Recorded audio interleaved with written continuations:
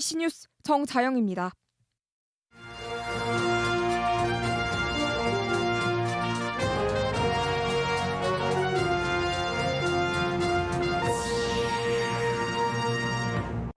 충청북도가 결혼만 해도 100만 원을 주는 저출생 대책을 발표했습니다.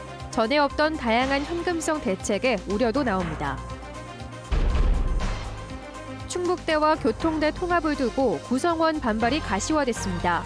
충북대 학생들이 집단 행동을 예고했습니다. 안전진단 최하위 등급으로 퇴거 명령이 내려진 충주 어울림시장 상인들이 법적 대응을 진행 중입니다. 상인들이 자체 의뢰한 안전진단 결과는 딴판이었습니다. 시청자 여러분 안녕하십니까? 계속해서 충북 소식입니다. 민선 8기 충청북도가 연일 저출생 관련 대책을 쏟아내고 있습니다. 이번에는 결혼만 해도 100만 원을 주고 또 산후조리비와 대출 이자까지 내주는 정책을 발표했는데요. 매년 140억 원이 들어가는데 들어간 예산만큼 효과가 있을지는 의견이 분분합니다. 김대웅 기자입니다. 충청북도가 140억 원 규모의 저출생 대책을 발표했습니다. 내년부터 결혼하면 100만 원을 지원해주고 주택자금 대출 이자를 2년간 100만 원씩 지원해줍니다. 아이를 낳으면 산후조리비 50만 원을 주고 생활자금 대출 이자를 3년간 100만 원씩 주기로 했습니다. 분만 산부인과가 없는 보우, 녹천, 영동 등 7개 군지역 산모에게는 교통비 50만 원을 지원합니다. 미혼모를 위한 대책도 만들어 긴급 생활비와 주거 지원을 하기로 했습니다. 현금을 지원해 출산율을 높이겠다는 정책입니다. 충청북도는 올해부터 출산 육아수당 1,000만 원씩을 주고 있는데 2분기 합계 출산율이 전국에서 가장 높은 증가율을 보이면서 효과가 나타났다고 말합니다. 이러한 재정 지원들이 좀 모이고 쌓여서 일단 충북도 내에서 결혼하고 임신하고 출산하는 젊은 부부들이 좀 더 많이 있기를 저희가 희망하는 거고요. 이 같은 현금 지원 정책에 대해서는 분명한 효과가 있다는 의견과 인근 시도 인구를 뺏어올 뿐 별 효과가 없다는 의견이 분분합니다. 여성계에서는 여성을 임신과 출산의 수단으로만 봐서는 출산율을 높이기 어렵다면서 구조적인 문제를 지적하고 있습니다. 출산 이양이 없는 이유로 나보다 나은 삶을 물려줄 수 없어서가 가장 큰 비율에 차지한다고 합니다. 어떤 성차별적인 현실을 직시하고 이런 구조적인 해결에 먼저 힘을 써야 할. 충청북도는 결혼과 출산 지원에 이어 돌봄과 다자녀 지원 사업도 마련해 내년 예산으로 도의회에 제출하겠다고 밝혔습니다. MBC 뉴스 김대웅입니다. 충북의 양대 종합국립대인 충북대와 한국교통대가 통합을 선언했었죠. 이 통합 원칙을 합의하고 본격적인 추진 작업에 들어갔는데 가시밭길이 예상됩니다. 충북대 학내 구성원 중 하나인 학생들이 반발하며 집단 행동을 예고했습니다. 이지연 기자가 보도합니다.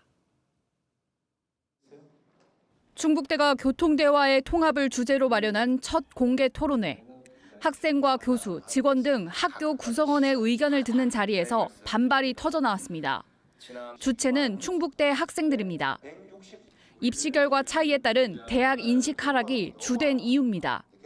충북대학교 위상 실추, 재학생 메리트 상실 등 학우 여러분들의 우려와 염려를 깊이 공감하고 있습니다. 과정 또한 문제 삼았습니다. 지난 7월 설명회 때는 교수와 교직원, 학생 가운데 한 주체만 반대해도 재고하겠다더니 이제는 두 주체가 반대해야 재검토하겠다고 말을 바꿨다는 겁니다. 학생 과반수 이상이 반대하면 통합은 없는 일로 하겠다라고 공식 석상에서 말했지만 바꾸었습니다.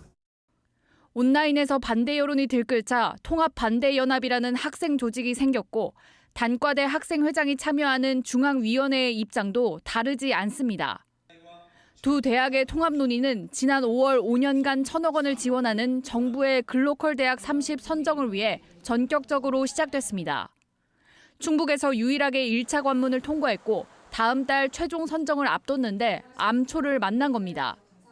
대학 본부는 애초 발언과 달라진 건 사실이지만 각 주체의 의견을 조정하는 과정이었다며 오는 19일 찬반 투표 방침을 재확인했습니다.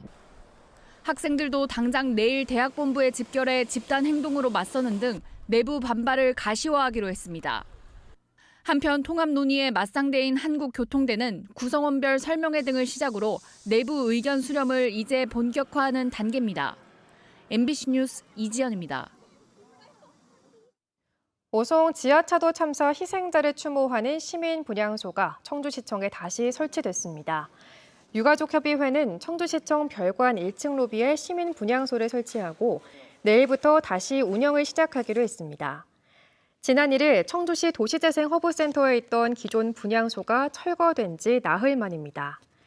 유가족은 어제 시청 내부로 진입해 농성을 벌인 끝에 시와 협의를 거쳐 분향소를 다시 설치하게 됐습니다. 충북교사노조가 교육부의 9월 4일 집회 징계 철회 방침을 환영하고 나섰습니다. 충북교사노조는 집회에 참석한 교사 징계는 없을 것이라고 밝힌 이주호 교육부 장관의 발언을 환영하며 정치권과 교원단체 모두 교권 회복을 위해 협력해야 할 때라고 밝혔습니다. 서울 서희초교사 49제에 맞춰 진행된 상경 집회로 충북에서는 40여 개 학교가 단축 수업을 하거나 합동 수업을 진행했습니다. 안전진단에서 최하위인 2등급을 받은 충주중앙어울림시장은 지난 5월부터 사용 금지됐습니다. 이에 반발한 상인회가 자체적으로 안전진단을 맡긴 결과 B등급이 나와 혼란인데요. 가처분 신청과 소송도 함께 진행돼 결국 법원의 판단에 따라 중앙어울림시장의 운명이 결정날 전망입니다. 이승준 기자가 보도합니다. 충주중앙어울림시장 상인회가 실시한 정밀 안전 진단입니다. 서울의 전문업체 2곳에 의뢰한 결과 안전 등급이 B로 나왔습니다. 일부 균열과 누수, 철근 노출이 나타났으나 중대 결함은 없다는 것입니다. 지난 5월 2등급으로 나온 충주시의 안전 진단 결과와 엇갈린 평가입니다. 상인들은 충주시의 진단이 시장 3분의 1에 대한 평가였다며 퇴거 명령 철회를 주장했습니다. 애당초 처음부터 일부분을 가지고 폐쇄를 했다는 건 잘못됐다고 말씀드리지 않았냐. 전체를 할 테니 기다리세요. 얘기했으면 돈 없는 우리 상인들이 이걸 왜 합니까? 충주시는 상인 반발 등으로 다시 시장 전체에 대한 안전 진단을 벌이고 있습니다. 오는 11일이면 결과가 나올 예정입니다. 새로운 결과가 어떻게 나오든 이미 시장 3분의 1에 대해 2등급이 나온 만큼 보수적으로 접근하겠다는 방침입니다. 만약에 이보다 더 상향 등급이 나온다고 하더라도 지금 현재 안전 관련해서 여러 가지 문제가 많이 발생하다 보니 저희 시 입장에서는 낮은 등급으로 보수적으로 나갈 수밖에 없습니다. 결론은 법정에서 다투게 될 전망입니다. 사용 금지에 대해 소송과 가처분 신청이 진행되고 있습니다. 지난달 29일 열린 첫 신문에서 충주시의 안전 진단 결과를 기다리기로 했습니다. 한편 충주시는 법정 공방과 별개로 상인 이전과 보상을 추진하고 있습니다. 또 2년마다 내주는 사용 허가가 오는 12월 돌아오는 만큼 연장 동의를 하지 않는 강수도 고려 중인 것으로 알려졌습니다. MBC 뉴스 이승준입니다. 신약과 의료기기 개발에 필요한 초기 임상시험을 할 수 있는 오송 첨단 임상시험센터가 오늘 오송 첨단 의료복합단지에 문을 열었습니다. 지난 2017년부터 346억 원을 들여 지상 3층, 지하 1층 규모로 지어졌고 연구병동 80병상과 검사실 등 전문 시설을 갖추고 있습니다. 임상시험은 신약과 의료기기가 상품화되기 위해 반드시 거쳐야 하는 과정으로 연구개발부터 임상까지 사업화에 필요한 시설이 모두 오송에 들어서게 됐습니다. 오늘 오전 11시 반쯤 청주시 오창읍 중부고속도로 서울 방향 오창휴게소 인근에서 9.5톤 화물차가 앞서가던 승용차와 트레일러를 잇따라 들이받았습니다. 이 사고로 60대 화물차 운전자가 숨졌고 다른 운전자 2명은 다쳐 병원으로 옮겨졌습니다. 경찰은 60대가 몰던 화물차가 정체 구간에서 멈춰선 차량들을 추돌한 걸로 보고 정확한 사고 경위를 조사하고 있습니다. 청주의 한 도매시장 수산물에서 동물용 의약품이 과다 검출돼 부적합 판정이 내려졌습니다. 충북보건환경연구원은 도내 대형마트와 도매시장의 수산물 90건을 수거해 검사한 결과 지난 7월 청주의 한 도매시장 밑구리에서 구충제인 트리클로르폰이 기준치 4배인 킬로그램당 0.04mg 검출돼 회수와 폐기 등의 조치를 내렸습니다. 나머지는 모두 안전관리 기준 적합 판정을 받았습니다. 충청북도는 특히 수온이 오르는 여름철에 동물용 의약품 오남용이 우려된다며 주의를 당부했습니다. 속리산 국립공원이 2021년 철거된 보현재 휴게소 부지를 중심으로 땅에 묻힌 쓰레기를 파냅니다. 국립공원공단 속리산 사무소는 탄소 중립 주간을 맞아 오는 주말 오후 옛 보현재 휴게소 일대에서 쓰레기 굴취 행사를 벌입니다. 보현재 휴게소는 1968년부터 2021년까지 50년 넘게 영업한 곳으로 철거지 주변에는 유리병과 캔, 비닐류 등의 쓰레기가 묻혀 있습니다. 앞서 보현재와 함께 철거된 냉천골과 금강골 휴게소 부지에서도 1.7톤의 쓰레기가 수거됐습니다. 충북의 소비자 물가 상승률이 3%대로 올라서며 7개월 만에 상승폭이 확대됐습니다.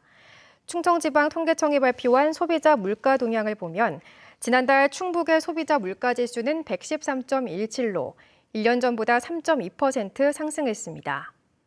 이는 올해 1월 5.6%를 기록한 뒤 7월 2%까지 7개월 연속 상승폭이 줄다 다시 상승폭이 확대된 것입니다. 품목별로는 전기, 가스, 수도가 20.1% 오르며 상승률이 가장 높았고 섬유 제품 7.8%, 농산물 6.3% 등의 순이었습니다. 반면 석유류 물가는 12.4% 내린 것으로 집계됐습니다. 괴산군이 지역화폐 카드 결제에 따른 수수료를 지원합니다. 괴산군은 지역화폐인 괴산사랑카드 활성화를 위해 점포당 연 70만 원 한도에서 수수료 전액인 매출액의 0.25%를 지원합니다.